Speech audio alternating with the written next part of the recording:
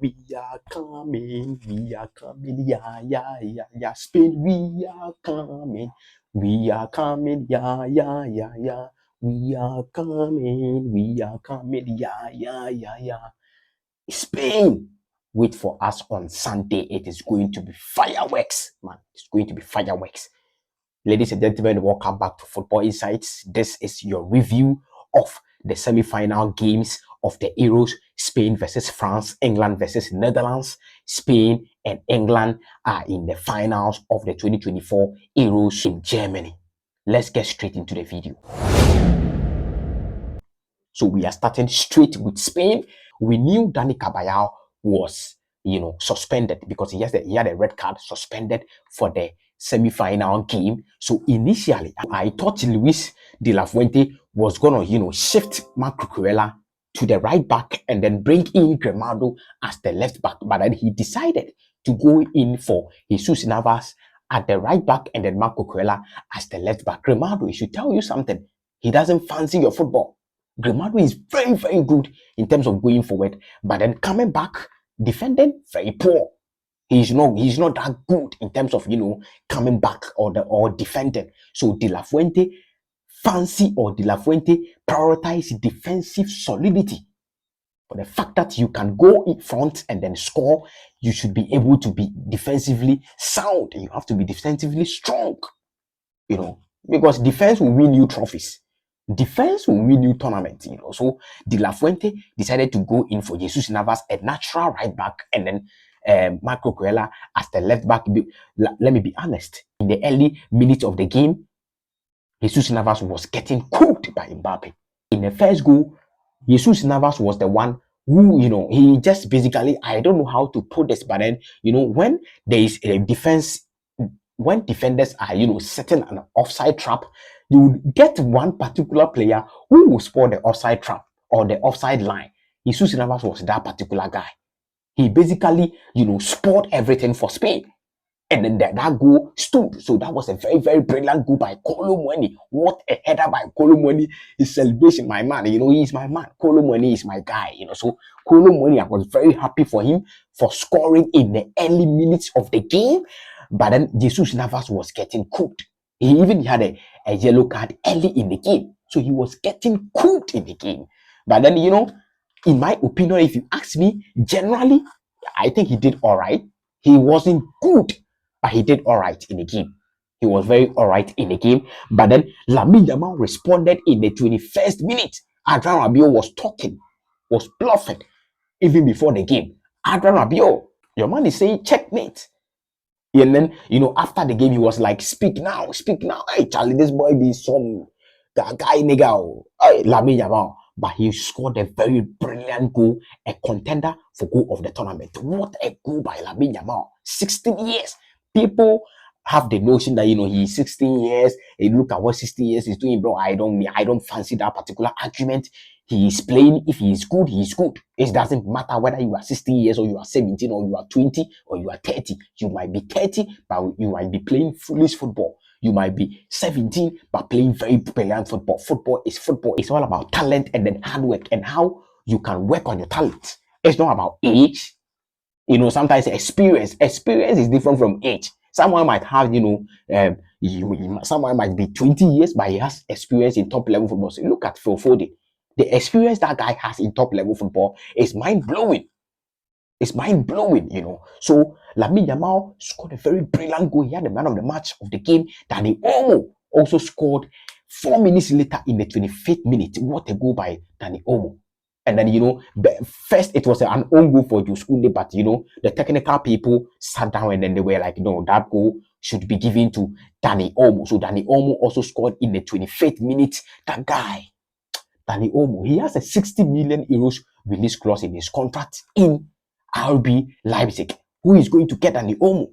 Because if you get him as your attacking midfielder, he can even play as a winger. So Dani Olmo can play across the front line. So if you get Dani Olmo in, 26-year-old guy, experience, bro, you are there.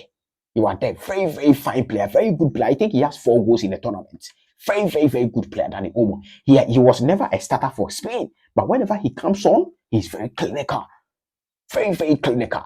So Dani Olmo also scored in the 25th minutes for Spain. Spain are through to the final of the Euros. So Spain, they have shown that yes, they are the favorite or one of the favorite to win this particular tournament right from day one. Right from day one, they pasted Croatia. You saw it right from day one. So they have shown it that yes, they are ready for this particular tournament. They are ready to win it. They are ready to send this tournament to Spain or to Madrid. But we are there.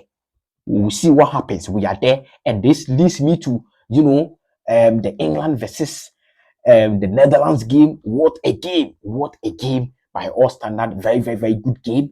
But before I talk about the game proper, there is one guy I have to pick up here. I don't know much about this guy, but his name is Range Des.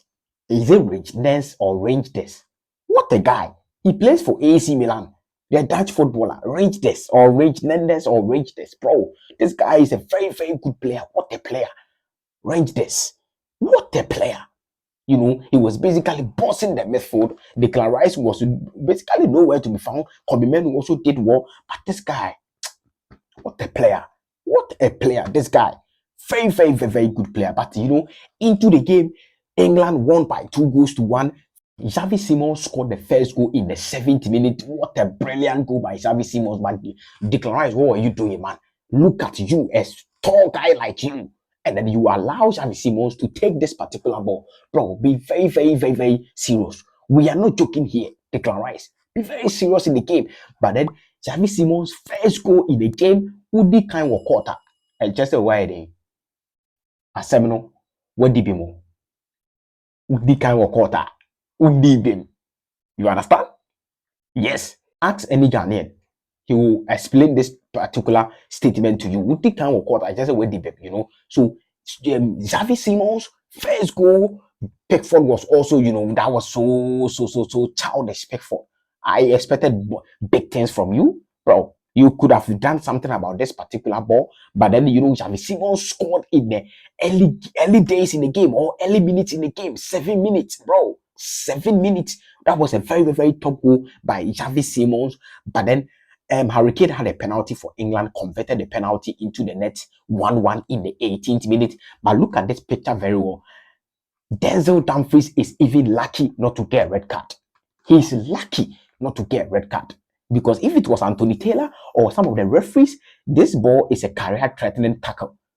It should have been a red card. But the referee, Felix of Germany, considered him, gave him a yellow card. So Denzel Dumfries, advise yourself. This is even a consideration.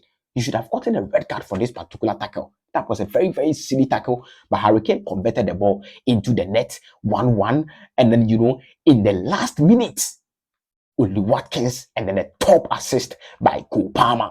And then, very, very, very, very strikers goal by Oli Watkins. I will come to there, pause it right there. I will come back to Oli Watkins. But let's talk about the tactical shape of England. On paper, England was operating, as a three back. That is on paper as a three back. McGahey, Kai Walker, and then John Stones as the three back. Bukayo Saka, and then Kieran Trippier. But then when the game started, you could see they basically moved back to a 4-back system where Trippier was operating as the normal left back, and then Kai Walker also drifting in as the right back. McGahey and John Stones as the two central defenders. So when the game started, they came back to their normal shape because the Netherlands guys was not allowing us to play according to our game plan. They were not allowing us. They were on us right from day one or right from the first minute. So they didn't allow England to play their normal shape or to play their normal game that they played against Switzerland. So in the second half, even before the second half started, he did a change. Took out Kieran Trippier and then brought in Luke Shaw. That is where I saw that now the 3-back system is working. Luke Shaw operating as the left wing back, Bukayo Saka operating as the right wing back. So that is where I saw the system working. So in the second half, that is where we started to play a 3-back system, a proper 3-back system in the second half. So if you ask me, Gary Southgate, I think it is time for you to go. Even if you win the trophy, you must still move. You must still go. Gary Southgate, we need very, very serious guys that will send us to glory. But then if you win the trophy for England, big ups to you, man. big ups to you. According to Teller Football, they has been tipped to be awarded as into the Kingwood, or is it so he will be called Sir Gary Southgate, bro. Sir Gary Southgate, bro. If you have Sir Gary Southgate, I think that is a very, very good achievement for you. So whether you win it or you don't win it, you must still go. You must still leave from 2016 up to now. Bro, YAB, you have done some for England. You have done your part for England. So it is not too late. But Gary Southgate, we can still do something by his changes. The two changes, Oli Watkins and then Cole Palmer, changed the game, brought the win to England. And then it tells you that Gary Southgate, be bold in some of your decisions. If you sense that the game plan is not going on well, Harry Kane is not performing, Jude Bellingham is not performing, Phil Foden is not performing, bro, don't hesitate to bring in the guys from the bench. Ivan Toney is on the bench, Ebiri Chieze is on the bench, Anthony Gordon is on the bench, Cole Palmer is on the bench. Don't hesitate to bring these guys from the bench to impact the game because you have the materials. We are not going to accept any failure here. I ain't gonna accept any failure here, bro. So, bro, keep doing what you are doing. And then the changes should come early. But Oli Watkins had the man of the match, scored a very, very, very brilliant goal, a striker's goal. He had the man of the match. People are talking that could be men who deserve the man of the match. Yes, he deserved the man of the match, but I don't work in the technical area. So I cannot do anything about it. You cannot do anything about it either. So, bro, he deserved the man of the match, yes, but then we cannot do anything about it. And I don't even care about man of the matches, bro. I don't care about man of the matches. You think I care about man of the matches? Or who won the man of the match? England fan. I just want to win. I just want to win a trophy. I ain't gonna care about anyone winning man of the match. So whether Oli Watkins win the man of the match, Harry Kane win the man of the match, Cole Palmer win the man of the match, I don't care. Kobe Menu win the man of the match, I don't care. I just want to win a trophy. I just want to win a trophy. But on Sunday, England versus Spain in the Euros final, we will see what happens there. But then make sure you click on the subscribe button. This has been your review of the Spain versus France game and then England versus Netherlands game, the semi-final of this current Euros 2024. Click on the subscribe button, press the post notification bell. This is Football Insights. My name is Kobo. I will see you in the next video. Thank you so much for your time and peace.